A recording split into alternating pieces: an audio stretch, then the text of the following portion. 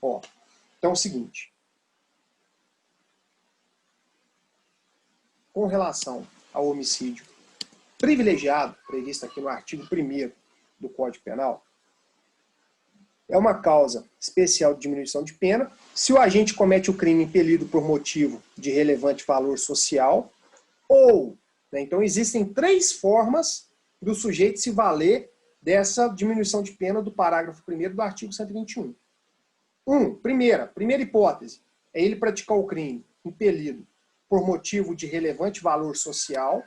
O que é esse relevante valor social? É quando ele pratica um crime com base num sentimento coletivo, um sentimento que é da sociedade. É de todas as pessoas, né, da maioria das pessoas ali daquela comunidade. Então, exemplo, uma cidadezinha pequenininha, um sujeito mata outro, e quando ele é indagado do motivo do crime, ele responde, ó, matei o sujeito porque ele não valia nada. Ele era brigão, ele era traficante, ele sempre batia na esposa, ele tinha um monte, colecionava inimigo aqui na cidade, então o cara não valia nada, por isso que eu matei ele. Bom, se ele conseguir convencer os jurados de que o motivo do homicídio foi um valor, né, um motivo de relevante valor social, né, que realmente aquela pessoa, a vítima, só causava problemas, transtornos para a sociedade, ele vai fazer jus à diminuição dessa pena de 1/6 a 1/3. Lembrando que, se os jurados reconhecerem essa causa de diminuição de pena, essa hipótese, né, ou qualquer uma dessas 3 hipóteses do parágrafo 1º, o juiz estará obrigado a reduzir a pena. Certo?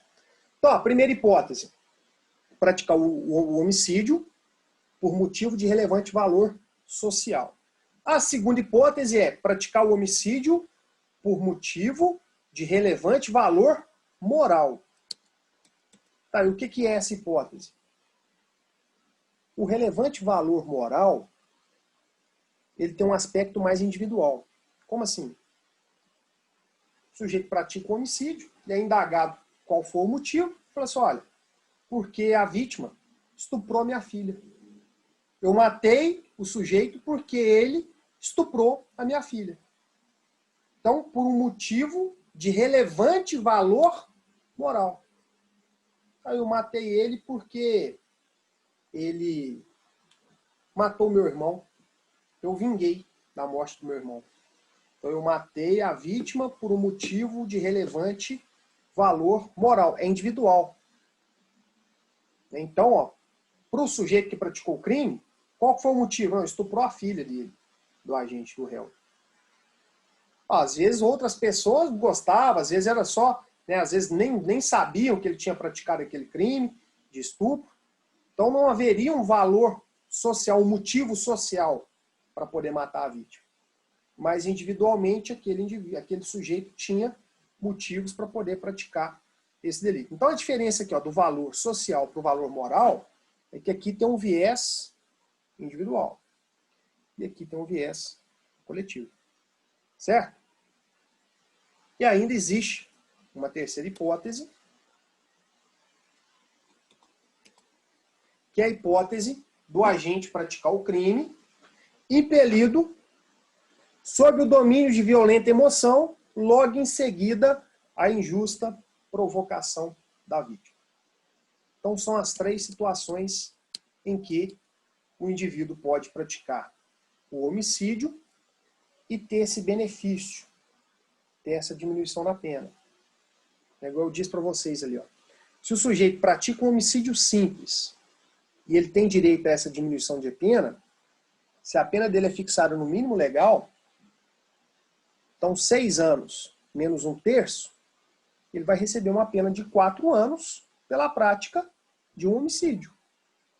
Ele sendo primário, provavelmente, aqui será o regime inicial, semi-aberto, nada, como sendo o aberto.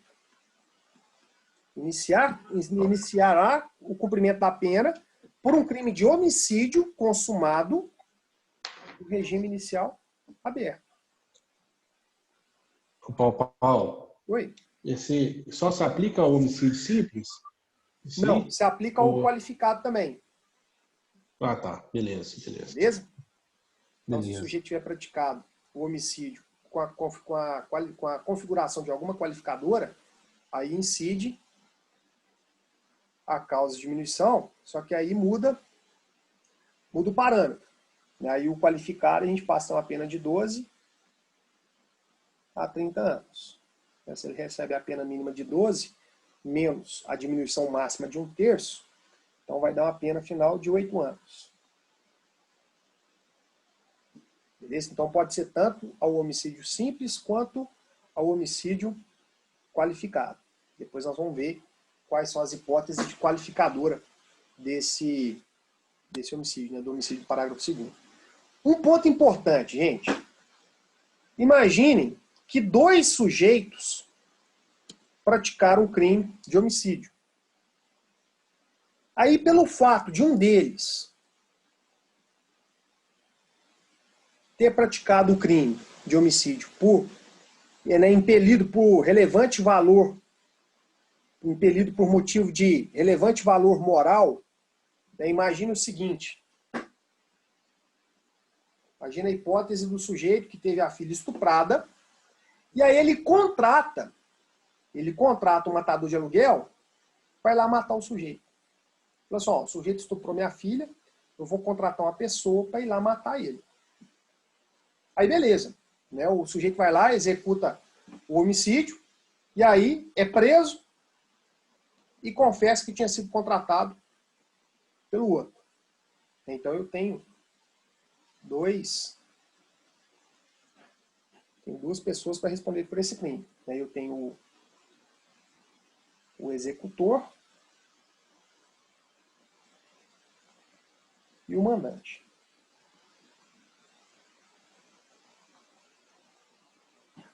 O mandante é o pai da pessoa que foi estuprada pela vítima.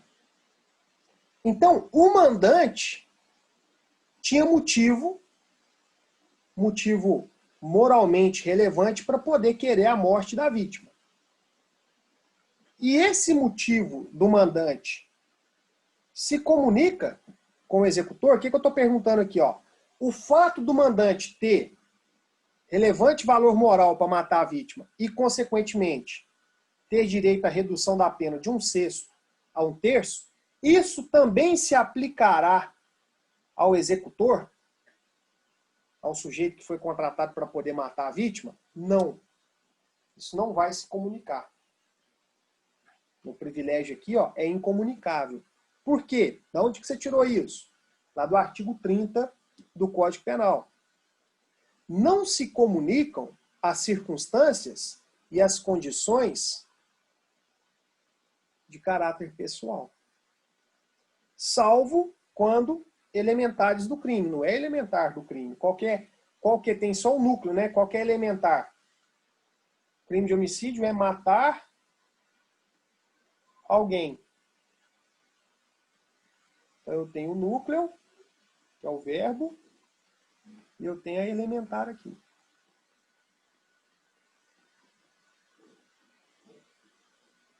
Então, matar alguém impelido por motivo de relevante valor moral não está escrito no artigo 121.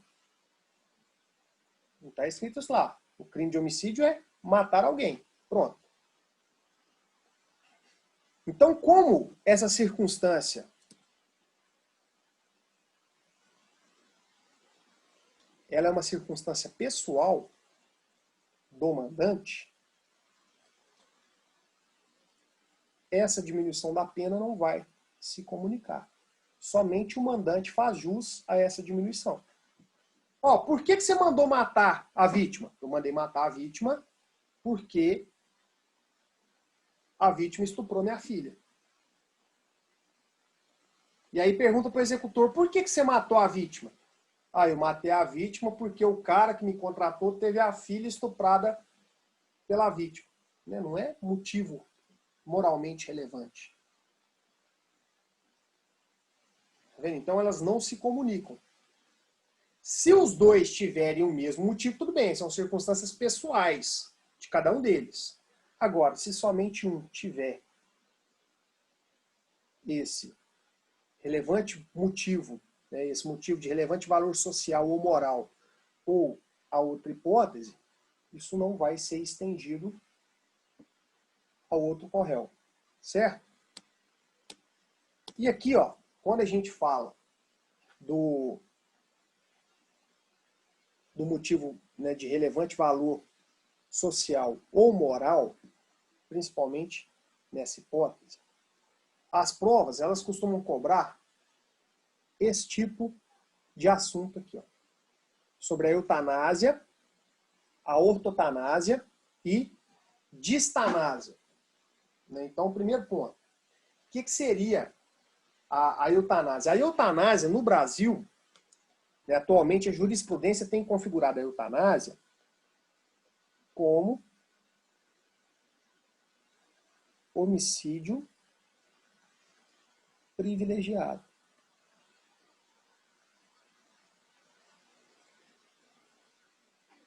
A eutanásia é um homicídio privilegiado. O que é isso? Na eutanásia, a tradução livre do grego é morte digna. Então, aqui existe a antecipação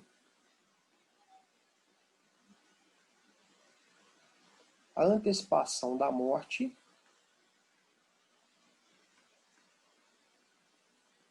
de quem... Então, vamos melhorar aqui. A antecipação da morte por terceira pessoa. A antecipação da morte por terceira pessoa de quem acometido por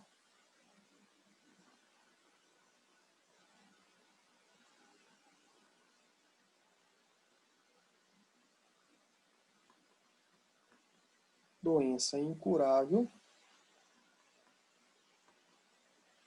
e encontra-se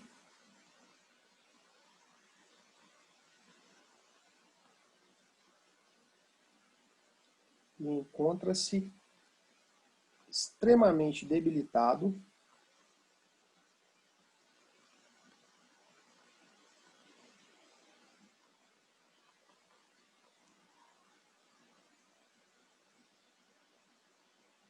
pela doença.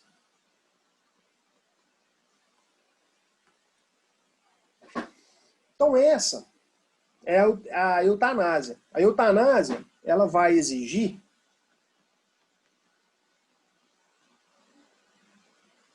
uma ação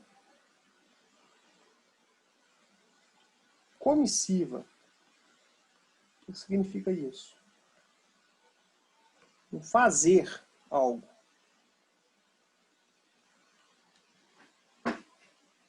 Então, o que é a eutanásia? Por que a eutanásia, hoje no Brasil, ela não está prevista? Se você ler o Código Penal do primeiro ao último artigo, não vai falar nada sobre eutanásia. Mas por que se configura, por que se classifica a eutanásia como um homicídio privilegiado? A pessoa está no hospital, a pessoa está com uma doença incurável, está acometido de uma moléstia, de uma doença incurável, e a pessoa está extremamente debilitada pela doença. Então está com uma doença gravíssima e a pessoa está sofrendo muito. Está sentindo muita dor, está se sentindo muito mal, às vezes já não está nem consciente mais, a pessoa está ali vegetando na cama de hospital. E aí alguém da família vai lá e desliga, está respirando através de aparelhos, vai lá e desliga os aparelhos.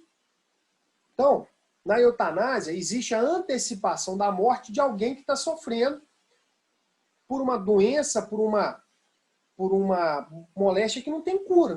Ela não vai melhorar, ela não vai se curar, cientificamente falando. Nós não vamos discutir aqui a questão de milagre, de fé, nós vamos discutir isso. Nós vamos discutir questão científica. cientificamente, com base, né, na ciência, não tem possibilidade nenhuma de cura, e é dali para pior, a pessoa está sofrendo muito, a família está sofrendo muito, e aí alguém próximo a ela antecipa essa morte, que já é certa. Né? Vai morrer mais cedo ou mais tarde, mas aí antecipa para poder até abreviar o sofrimento da própria pessoa que está acometida com a doença e até mesmo dos familiares. Então, se a pessoa faz isso, ó, ela deu, né, vamos analisar com base no que vocês estudaram na teoria geral do crime. Então, praticou uma conduta, essa conduta gerou um resultado, foi lá e desligou os aparelhos. Por ter desligado os aparelhos, a pessoa morreu. Então, a conduta teve um resultado. Existe nexo causal? Morreu porque desligou os aparelhos? Sim. Então, beleza, eu tenho um fato. Isso está previsto na legislação como crime? Tá, artigo 121. Então, eu tenho um fato típico. Está acobertado por excludente de ilicitude? Não, não agiu em legítima defesa, em estado de necessidade, nem no estrito cumprimento do dever legal, nem no exercício regular de um direito. Então, não tem excludente de ilicitude. Essa pessoa que fez isso tem culpabilidade? Tem culpabilidade. Ela é culpada. Então, ó, eu tenho um fato típico, antijurídico, praticado por alguém culpável. Então, eu tenho um crime. Mas a pessoa vai ser condenada a uma pena de 6 a 20 anos? Não, ela faz jus a essa diminuição de pena, porque eu posso entender que o motivo, né, ela praticou o delito, impelido por motivo de relevante valor moral. Ela não queria ver a mãe naquela situação, sofrendo, sentindo muita dor, os medicamentos já não estavam fazendo efeito mais, tomando morfina atrás de morfina. Então, por um motivo de relevante valor moral, decidiu antecipar a morte da mãe. Então, praticou a chamada eutanásia, e a eutanásia no Brasil ela é considerada a prática de um homicídio privilegiado. Então, a pessoa vai responder por homicídio, por ter matado alguém, porém, com uma causa de diminuição de pena. Certo? Ó, a gente precisa fazer a diferenciação entre a eutanásia e a ortotanásia de forma muito simples aqui, ó. Que na eutanásia, a pessoa tem que fazer alguma coisa.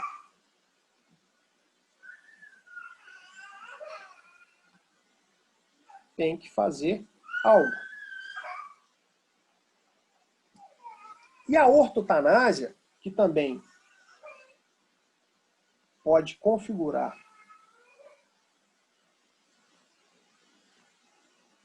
o homicídio privilegiado,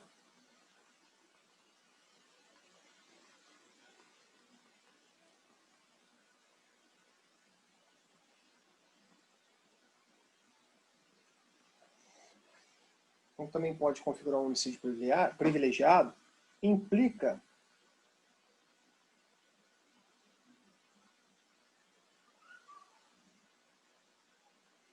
na prática de uma omissão.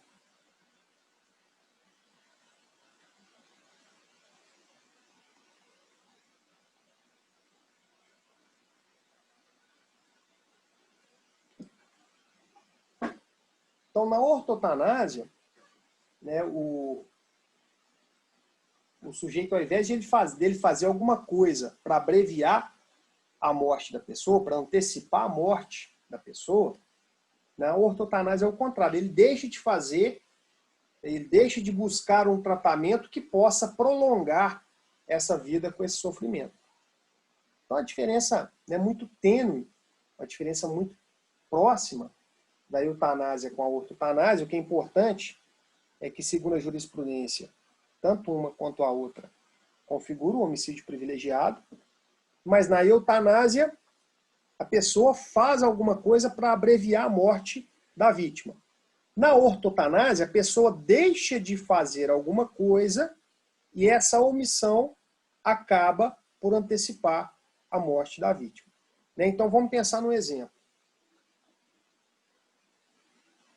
da ortotanásia. O familiar está muito mal, foi para o hospital, né, ficou internado um tempo razoável, e aí deu uma melhoradinha, voltou para casa, recebeu alta, voltou para casa. Chegou em casa e teve uma recaída. Aí o filho, por exemplo, decide não levá-lo novamente para o hospital porque vai passar o mesmo sofrimento, o mesmo tratamento, vai ter que se submeter a novas cirurgias, vai sentir mais dor, vai prolongar o sofrimento da pessoa. Ele decide por não levar o pai ao hospital, e aí o pai acaba por falecer. Se essas circunstâncias ficam demonstradas dentro de uma investigação criminal e depois um processo criminal, sendo ele submetido a julgamento pelo tribunal do júri, ele pode ser condenado por ter praticado a ortotanásia e, portanto, condenado por homicídio simples privilegiado. Certo? Então, o que é importante, o que realmente, né, o que geralmente cai em prova são essas expressões, e a gente precisa saber o que configura cada uma delas e qual que é a consequência jurídica. Da eutanásia, da ortotanásia, caiu isso na sua prova, pode jogar no artigo 121, parágrafo 1º do Código Penal, homicídio privilegiado.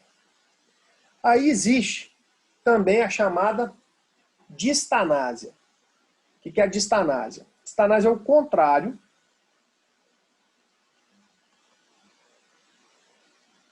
da eutanásia. O que é isso? Vamos tentar conceituar de forma bem rápida aqui, de forma bem simples. É a utilização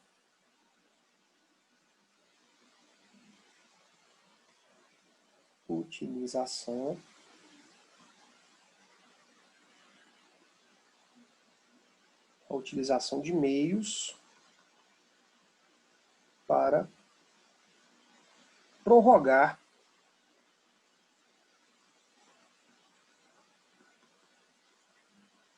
a vida do paciente.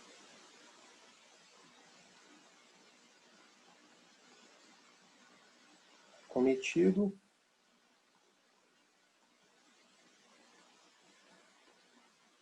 de moléstia grave e incurável.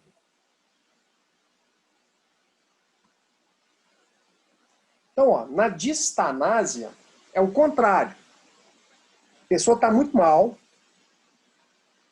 né, e vamos imaginar, a pessoa reside em Nova Serrana, vai para o hospital de Nova Serrana, está muito mal, os médicos falam assim, não, aqui não tem recurso suficiente para poder tratar essa pessoa.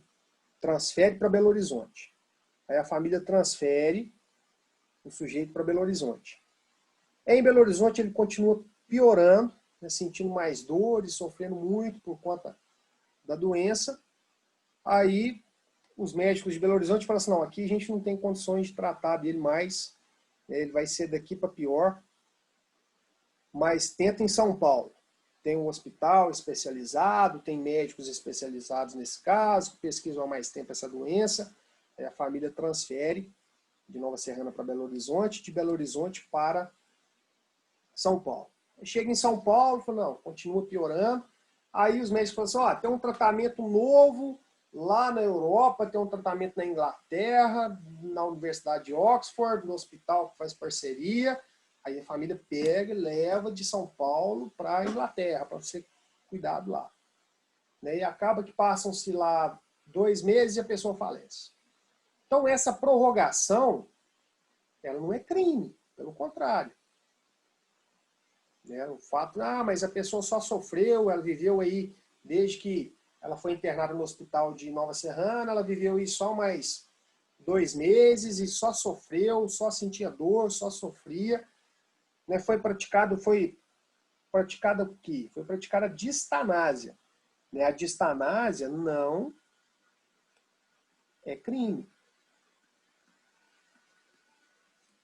Então é o contrário, né, da ortotanásia e da eutanásia. Certo? Então, se cair na sua prova que a distanásia configura crime de homicídio privilegiado, toma cuidado, né? As palavrinhas parecem aqui, mas os Os significados são diferentes. Certo? Eutanásia. Ortotanásia, homicídio privilegiado. Distanásia, nada disso. Pelo contrário, é o prolongamento da morte dessa pessoa. Ainda que seja inevitável a morte, a distanásia vai simplesmente prolongar esse sofrimento, vai utilizar de tratamentos médicos possíveis para tentar prolongar essa vida do paciente. Existe uma quarta expressão, que é a chamada mistanásia, que alguns chamam de eutanásia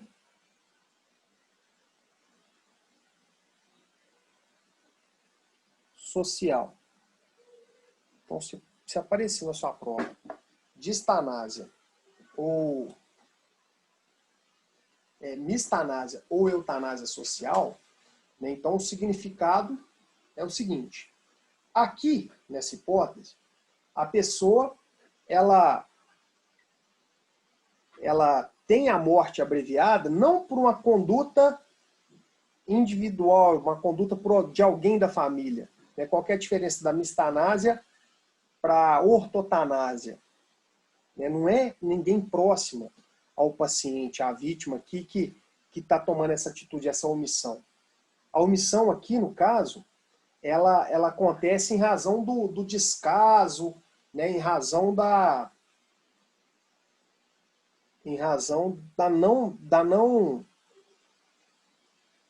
do não tratamento que é destinado a essa pessoa. Então vamos colocar aqui 3 hipóteses de mistanásia. Primeiro, isso geralmente acontece, isso geralmente cai em prova. Então a primeira hipótese de mistanásia: ausência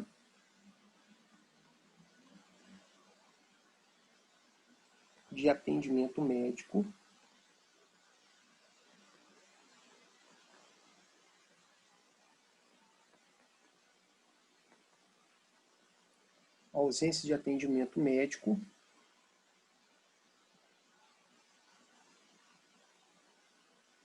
por órgãos públicos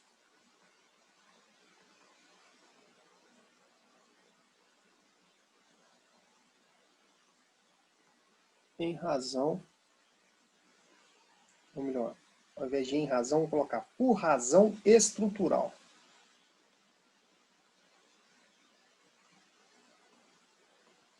Por razão estrutural.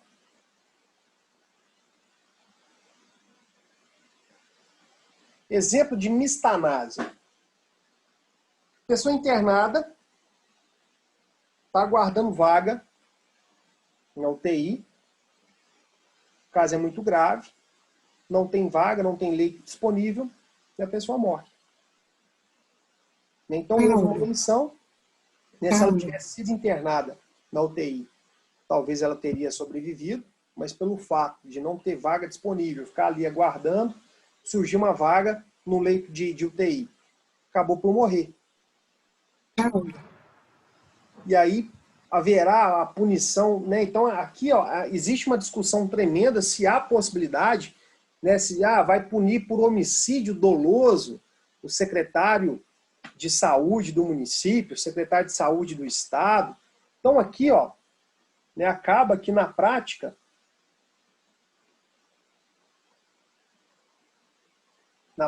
acaba por ser um fato atípico.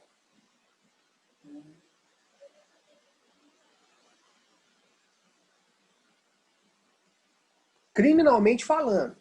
Agora, nada impede dos familiares acionarem civilmente o município, ou o estado, ou a própria União, buscando a reparação pelos danos materiais, morais, em razão da perda do parente. A dificuldade aqui é da responsabilização criminal, porque a responsabilização civil, no âmbito civil, ela pode ser de forma objetiva. Então, se morreu por falta de estrutura do Estado, o Estado, então, fica obrigado a reparar os danos.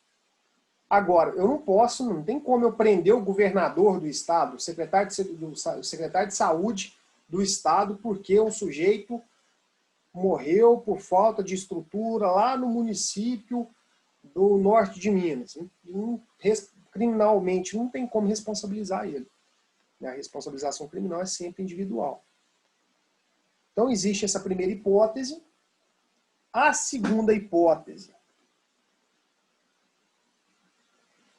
pode acontecer no caso de erro médico. E aí, se é erro médico, eu não tenho homicídio doloso, eu tenho homicídio culposo.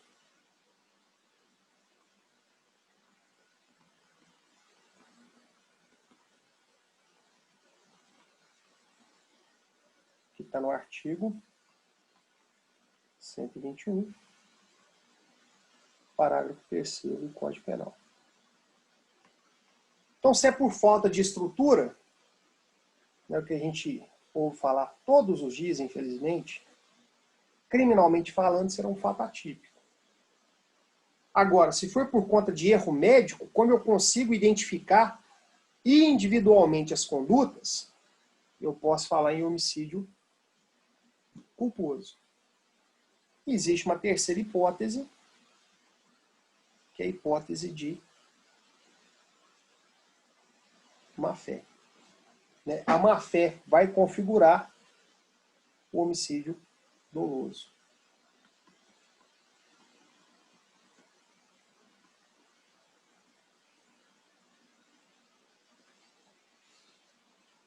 Então, ausência de diagnóstico. Isso aí a gente vê, de vez em quando, infelizmente, vê algumas reportagens, de organizações criminosas que submetem os pacientes a algumas cirurgias para poder receber mais verba do SUS, e se por essa questão de má-fé submete o paciente a uma cirurgia desnecessária e o paciente vem a falecer por conta da cirurgia, homicídio doloso.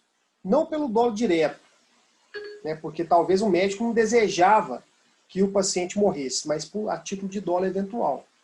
Ele assume o risco que aquele procedimento, aquela intervenção médica desnecessária, ele assume o risco do paciente vir a morrer, e se ele assume o risco da conduta, se ele assume o risco do resultado, então ele pratica o crime de homicídio a título de dolo eventual.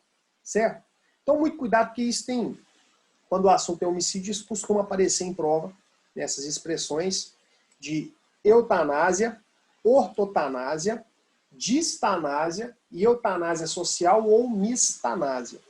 Aí, a depender do exemplo que a prova te der, você vai configurar como sendo fato atípico, tal qual a distanásia, ou como homicídio culposo, ou então como homicídio doloso a título de dolo